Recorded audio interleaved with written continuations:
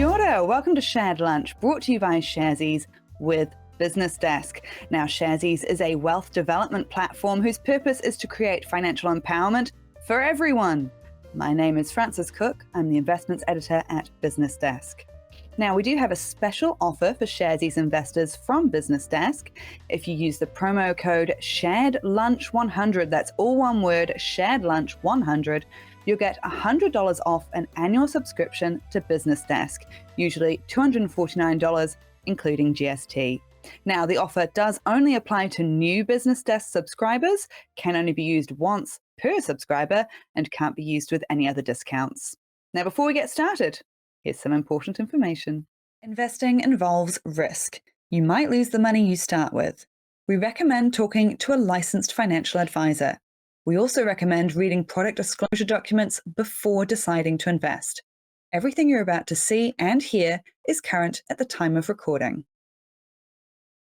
Also, just a quick reminder, if you have any questions for our guests today, please do submit them through the Ask a Question button down below. Don't leave questions in the discussion area. They're likely to get missed. I don't want to miss them. You guys always have great questions. So Ask a Question button down below, get amongst. Please do be kind and respectful towards our guest and your fellow viewers. Otherwise, we will unfortunately take steps to remove you from the webinar. Now, today we're joined by Andrew Balgarnie. He is the Chief Revenue Officer for TradeWindow. Hi, Andrew. Hi, Frances. How are you doing? Oh, not too bad, not too bad. It's lovely to have you on today. Now, tell me about TradeWindow. What do you do? What do you not do? Right. Well, TradeWindow is a software company that provides digital solutions for businesses working on the front line of global trade. So these are exporters, importers, freight forwarders, and customs brokers. And what we do for them is we create software solutions that help these businesses drive their productivity, increase connectivity with the supply chain, and enhance visibility of their products as they move through the supply chain. So more specifically, our solutions are used to streamline the back office operations of these businesses. And so for majority of businesses, international trade is a real headache. And for instance, shipping a container of goods from New Zealand to China could involve the preparation of up to 10 to 20 documents that typically need to be shared with around about 10 parties. There's a lot of work and a lot of sharing of information. And in some cases, these physical documents need to be couriered so that goods can be cleared through customs. And so our systems help eliminate that. So it helps speed up trade and eliminate costs. And so it works by our solutions capture data at source. So inside of the company's systems, help them correctly format that data into shipping documents, and then allow the operators to securely share that data out with their supply chain partners, which typically include shipping lines, ports, banks, insurance companies, and then the border agencies, being customs and biosecurity.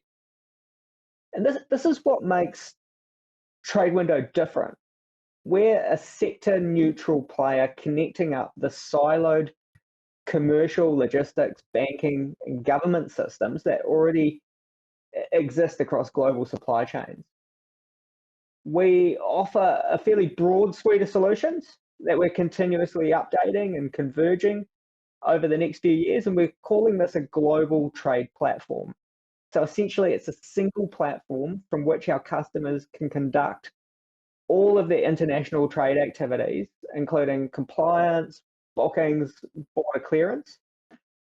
Then in terms of what we don't do, we don't actually provide the freight forwarding and customs brokering services ourselves. Rather, we're providing the software for those businesses to do their job more efficiently. Okay, interesting. You've been with the company, is it about 3 years now? Was there anything that you weren't expecting when you joined them? Yeah, I've been with the company from pretty close to the start, and TradeWindow has only been in existence for 44 months, so we're a young company.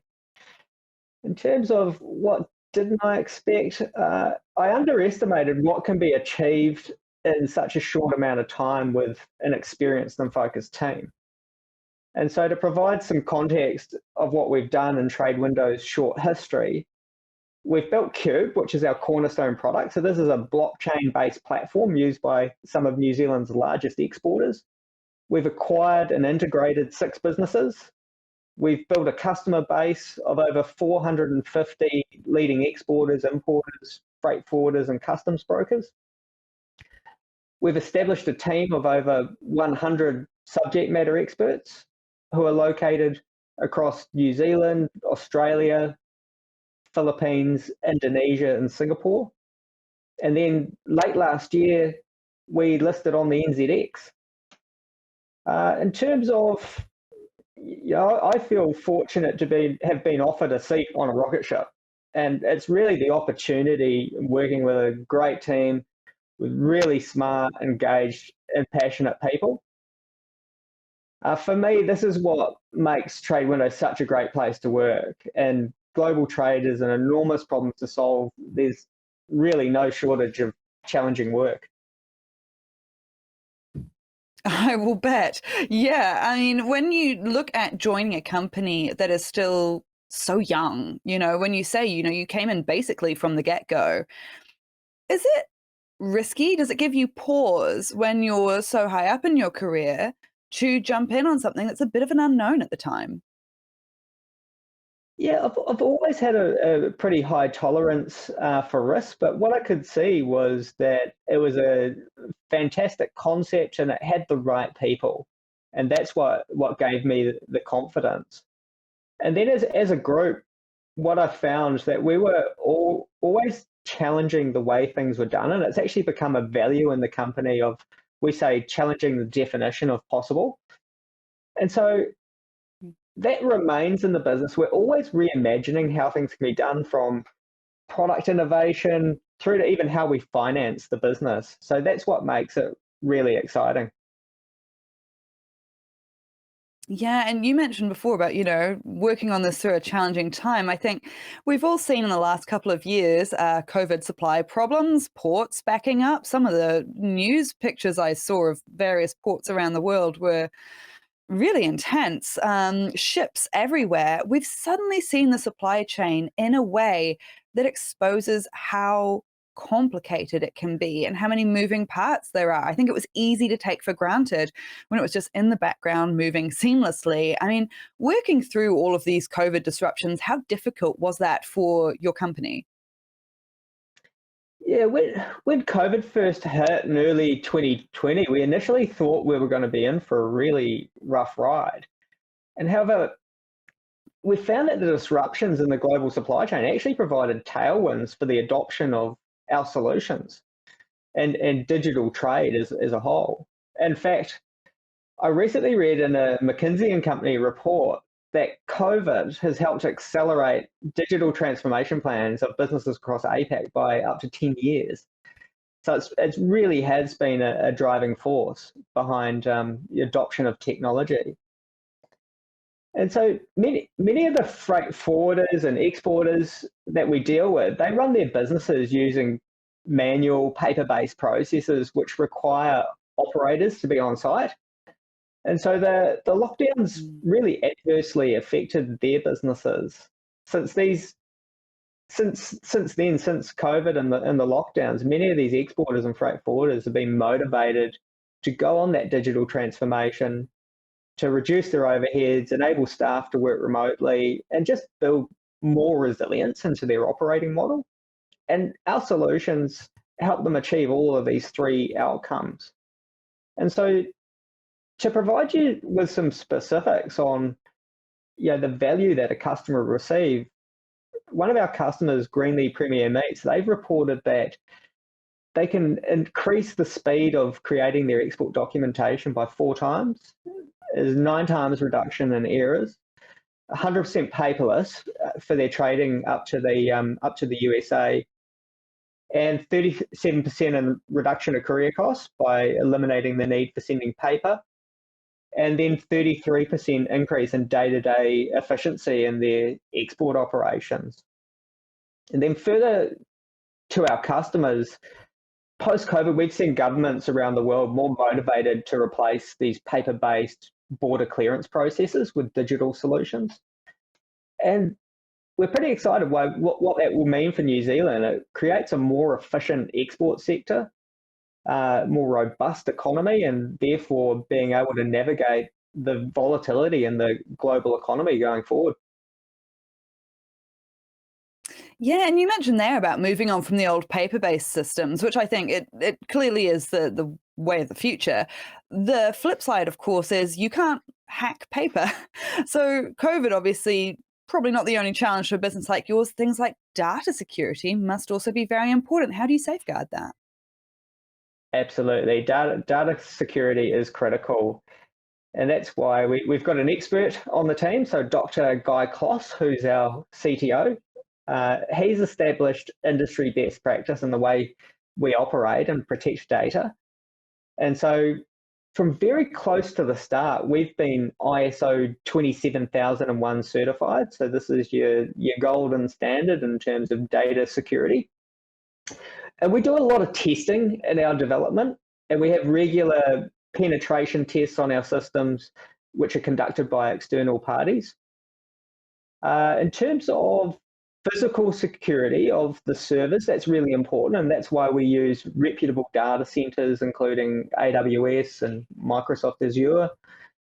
Our solutions encrypt our customers' data both in transit and in storage, so it's very safe. And then in terms of our production system, we restrict access to it. So we don't have any developers touching it or support team members touching it while it's live. And then the other part is prevention is key. And so we spend a lot of time upskilling the staff and making them aware of data safety practices.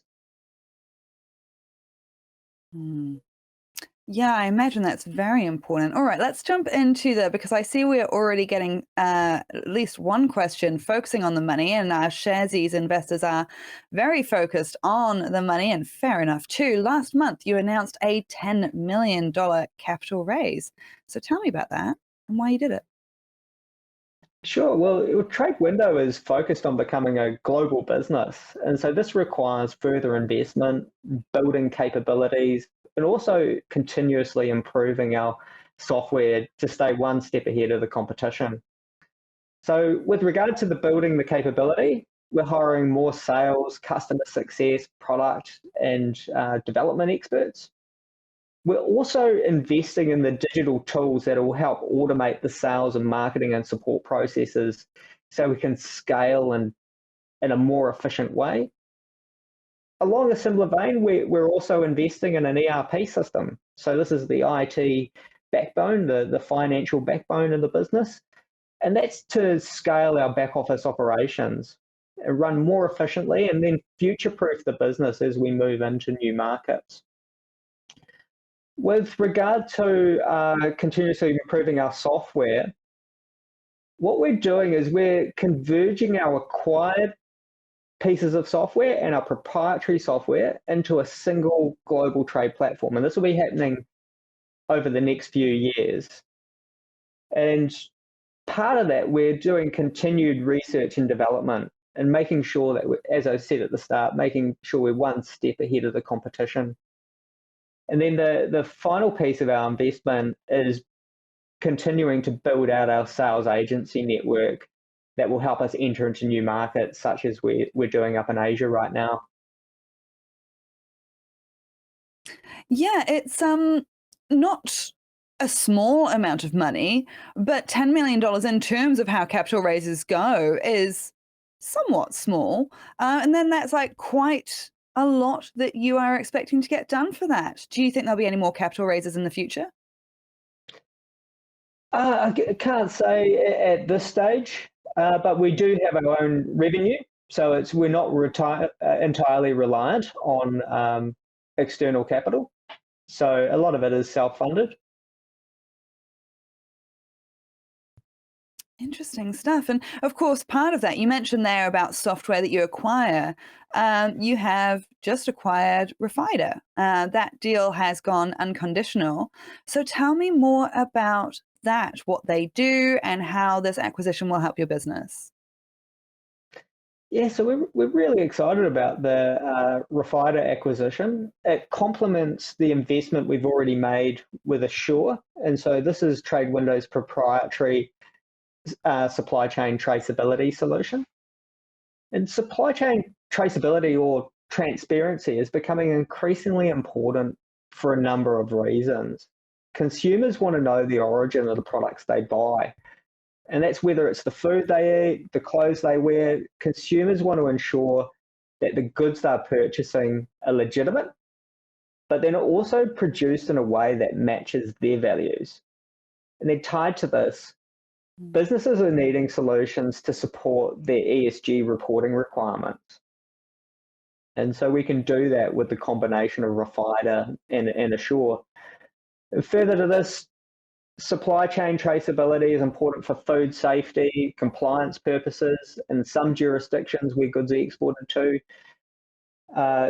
the border agencies require evidence of the chain of custody of the goods as they've moved through the supply chain, and we're able to capture that with those products. And in addition, we're starting to see traceability data being used in new ways, such as feeding into the credit scoring to access finance. Then in terms of proving out marketing claims, so making sure they're authentic, our solutions, both Refider and Assure, can capture data at multiple sources across the supply chain. And so this might be capturing data about the quality of the produce at the point of cultivation, could be the shipping events, could be the loading of the containers, through to the monitoring of the temperature while they're in transit. So these are all key data points about proving out the authenticity of a product. And so this data set, or at least the pertinent parts of it, can be accessed by consumers by typically by scanning a QR code attached to the product itself or the packaging. And it's this data-driven storytelling which can help New Zealand exporters differentiate their products. And we see the adoption of this technology is going to play a really important role in achieving the government's aims of moving the focus of the primary industry, in particular, for the exports from volume to value. And to give you a more specific example, a New Zealand meat exporter could use Refider or Assure to create an immutable audit trail to capture multiple data points along the supply chain to support their brand claims that their product is premium, grass-fed, sustainably farmed beef from Southland. Yeah, it's interesting there that you mention ESG, which I'm sure most people are across, but just for anyone who isn't, ESG stands for Environmental, Social, and Corporate Governance. It's basically when we talk about ethical concerns, that's usually what we're referring to. And it is a hugely growing area. I mean, we are seeing things like the mandating of climate impact reporting for companies. So do you think as ESG becomes more and more of a concern to companies, both in terms of proving things to their investors and in terms of proving things to their customers, do you think that's going to be an opportunity for your business? Absolutely. Yeah. So we're already seeing many of our customers interested in finding ways of supporting their ESG claims or capturing data for ESG reporting. And it's such a key part of brands now, and making sure that the claims that they're making about their sustainability practices or environmental practices are legitimate. And so, yeah, I see it being a big opportunity. You've been pushing more into Asia recently as well, particularly Southeast Asia. There's been some deals in the Philippines. Why is that area important to your business? You know, the ASEAN region is actually New Zealand's fourth largest trading partner with regard to two-way trade. It's worth 19 billion. It's a region of growing importance for the New Zealand economy. Trade over the last 12 years has grown by 66%. And we anticipate countries across this region are going to begin to represent a larger proportion of trade as the population up there grows wealthier. They're likely to increase demand for New Zealand produced goods, including premium meat, dairy, seafood products. The Philippines is a really attractive market for a number of reasons. And it is two-way trade with double that of New Zealand's. It's got a thriving goods export sector that includes manufacturing, horticulture, and seafood. And then we're also working in collaboration up there with our local partner, Intercommerce, who's an established software vendor up there. And through that, we'll get an exposure to a large and growing market. Then further to the Philippines and Intercommerce, we recently appointed another partner in Thailand. And so Thailand is enormous in terms of the market opportunity. Two-way trade in Thailand is worth approximately 700 billion. All right. Well, I mean, part of your role is pushing that offshore expansion, right? So what are the realities of how that works and how do you get those deals rolling? What's involved? Yeah, that's right. Our focus, as I mentioned, is becoming a global software business. So it means spending a lot of time traveling. And so far this year, I've spent more time in hotels than in my own home. And the reality is that it's a long time away from friends and family. But it's on the flip side, it's hugely rewarding when your efforts culminate in winning a new customer or a new partner. It's because these initial deals in a new market, they're really critical for establishing a reference point from which you can win more deals. It snowballs from there. So typically the first deal is the hardest to win. Over the past few years, we're doing a lot of business over Zoom, which has been great for staying connected with customers and partners while we haven't been able to travel. But despite the convenience that it brings, nothing beats meeting in person. You just can't build the same level of rapport and trust over Zoom. Our market entry approach, it varies for each market. And we take into account of the cultural differences, language, and the regulatory environment. So if I provide some specific examples, in Australia, we're taking an approach that's actually similar to New Zealand. Culturally, it's similar. What we did there was we acquired a local business that provided a foundation of customers, which we've been able to build upon. In contrast, Singapore entry into the market has served as a beachhead into the wider ASEAN region. So we recognized early that countries in this region are each very different, and therefore we decided the best way to go about growth in this area is partnering with established players. And so we look to partner with these software vendors that have established relationships with the local trade ecosystem, that's the exporters and the importers and freight forwarders, customs brokers, but importantly, also with the border agencies, so with the government. And then in terms of, we found getting deals rolling in Asia comes down to establishing trusted relationships. And so this takes an investment of time. It's all about building credibility, and being a publicly listed business has helped a lot in this regard. We found it's much easier to open doors since we've done that.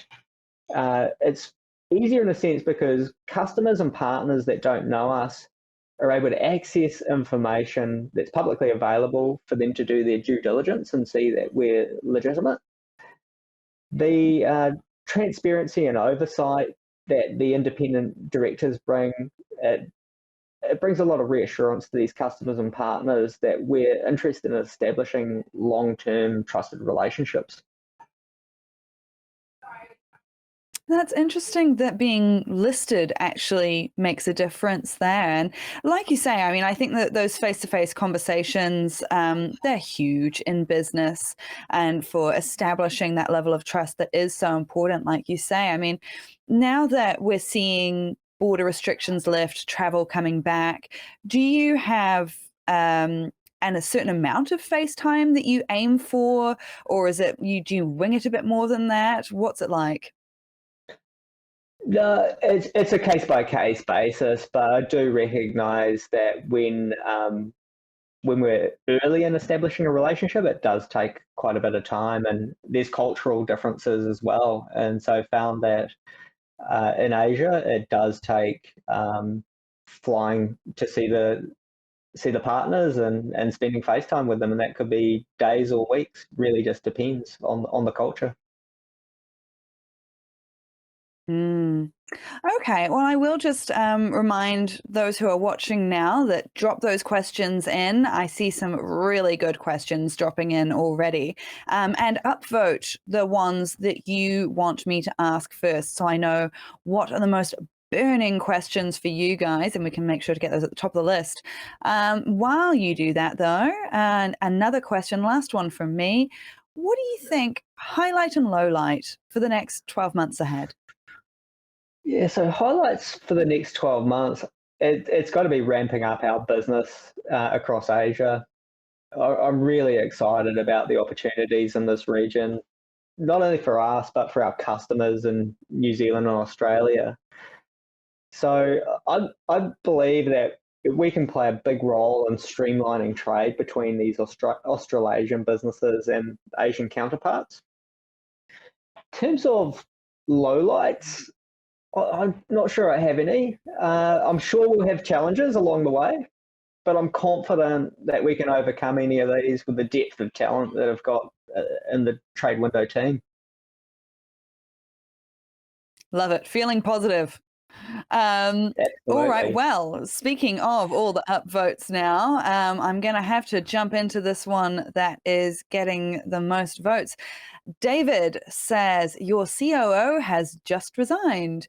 If the position was necessary, why isn't he being replaced? That's a spicy one to start with, isn't it?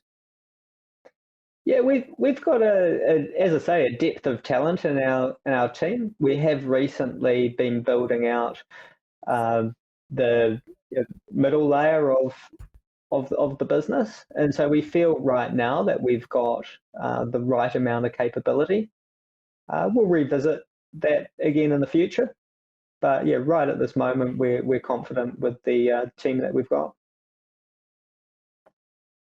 Do you think it'll have much of an impact on the business?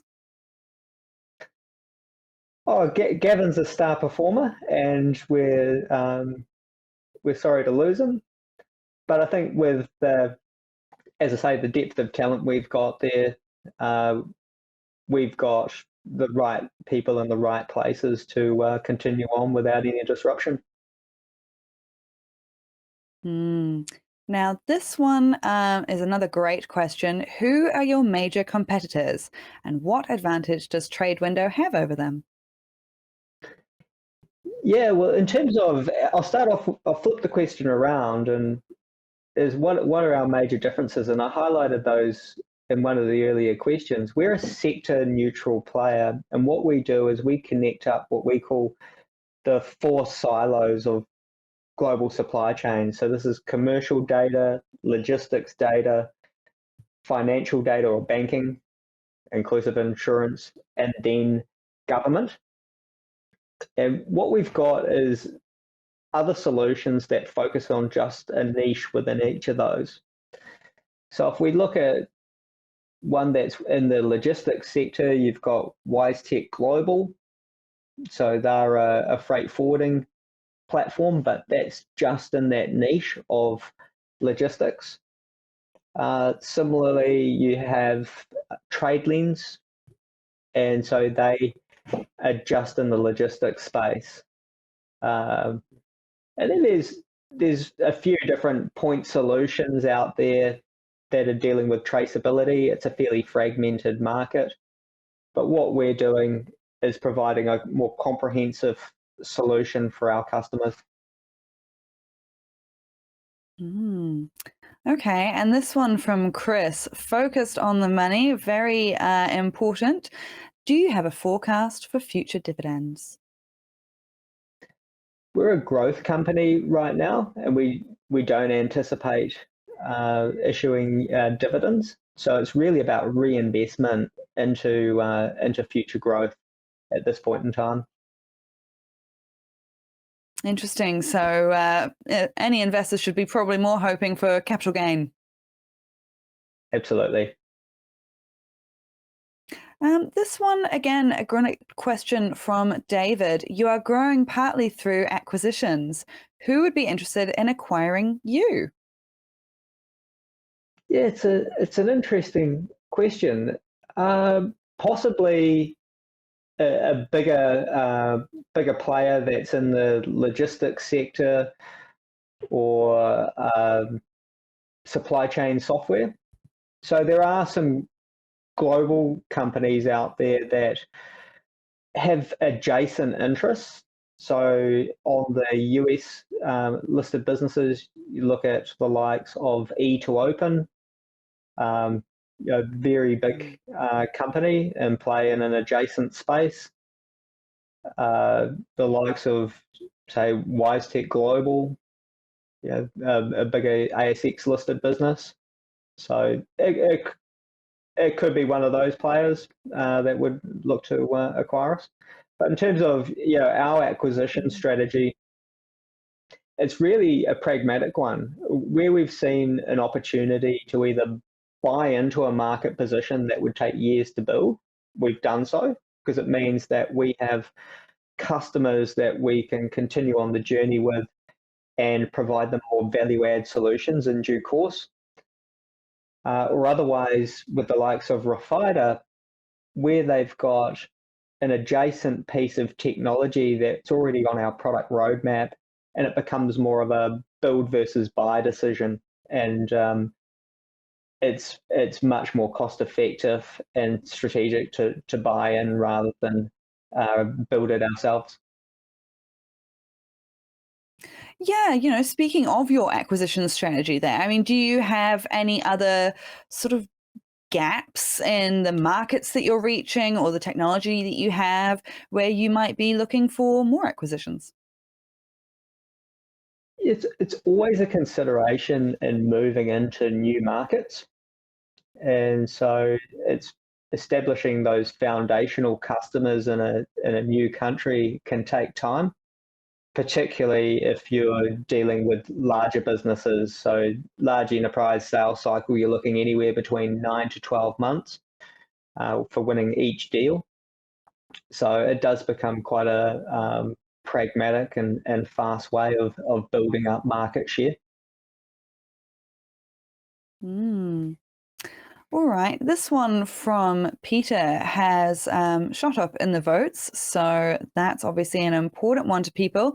And basically, coming back to the staff issues we were talking before, the business seems pretty top heavy board wise and executive team wise compared to current revenue and projections. Is there a significantly conservative forecast philosophy? In terms of the team, what we've decided is to have a full management team right from the start. If you're wanting to scale out a global business, you need the expertise in place to hit the ground running. The window of opportunity for us won't be open for a long period, and therefore we need people who are capable to help us scale up the business quickly. In terms of the board, we have 3 independent directors on there, and so they're there to provide the oversight for our shareholders. We made sure that we had a blend of skills and experience that we needed to scale the business up into a global business and with knowledge of supply chain. So Alistair McLeod, he's also the chair of Napier Port, knows supply chain well. Likewise, Diana Pukitapu, who's also Napier Port, comes from an accounting background. And then we've also got Phil Norman, who is a veteran of the New Zealand software sector, having been the inaugural chairman of Xero. Okay, this one also a popular question. Can we expect more capital raises in the near future and for what reasons. It's important for smaller investors as share dilution occurs and need to be aware that it might be an ongoing investment requirement. Thank you very much for your time, Andrew and Francis. Thank you very much for asking so politely. What do you reckon, Andrew? Yeah, in terms of further capital raises, we don't have any on the horizon at this point in time. Notwithstanding, if opportunities come up where we need to raise capital to finance an acquisition, that is something that we wouldn't have in our plans. So at this point, it's likely that there would be capital raises within the near term, being say 12 months to fund an acquisition if it were to come up. Okay. And this one from Vanessa. Brexit seems to have hugely increased the complexity of imports, exports between UK and Europe. I'd say that's putting it mildly, seeing some of the news reports.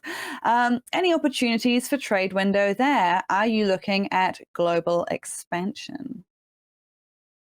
Absolutely, yeah. So yeah, global expansion is our focus. So yeah, we'll be pushing hard into Australia and Asia is our initial focus, and then move out from there.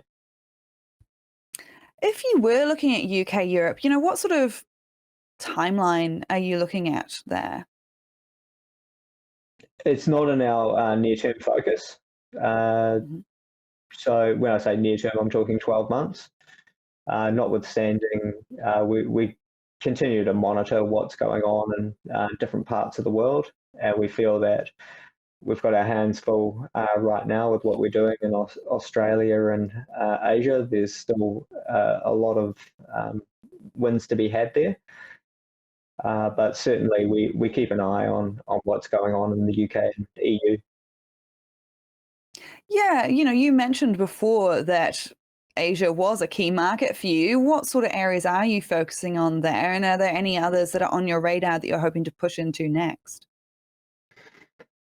Yeah, so the key areas in Asia, it's that ASEAN region.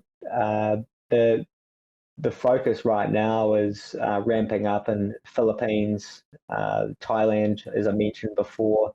Indonesia presents a great opportunity, likewise does Malaysia. Beyond that area, we see US presents great opportunity. With the Refida acquisition, they've come with customers in either USA and LATAM. So they have a customer in Colombia. And so we see South America as an opportunity as well. And we had flagged that last year in our listing profile when we went onto the NZX. We'd already done some preliminary market entry studies into Chile. Interesting stuff. Well, I can't wait to see what's next for you guys. That's all the questions. So thank you very much, everyone, for tuning in. And a big thank you to Andrew for joining us. Really appreciate your time and your insights into your business there. Now, do keep an eye on the usual Sharesies social channels for news on next week's episode. Until next time, enjoy the rest of your week. Do stay safe.